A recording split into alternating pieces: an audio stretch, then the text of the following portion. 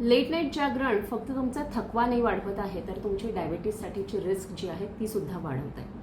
Recently अशा खूप cases आम्ही आमच्या ऑनलाईन कन्सल्टेशन आणि OPDमध्ये सुद्धा बघतो की जिथे जे तरुण मंडळी आहेत, स्पेशली IT सारख्या फील्डमध्ये काम करणारी तरुण मंडळी आहेत, त्यांना रोज रात्री लेटपर्यंत काम करत बसायचं किंवा मी टाईमच्या नावाखाली स्क्रीन टाईम वाढवत बसणं, काही ना काहीतरी व्हिडिओ बघत बसणं आणि त्याच्यामुळे 12:30-1 नंतर झोपणं ही सवय प्रॉमिनंटली दिसते. पण ह्या एका सवयीमुळे होतं काय, तर आपलं जे मेलाटॉनिनचं प्रोडक्शन आहे शरीरामध्ये ते कुठे ना कुठेतरी अफेक्ट होतं.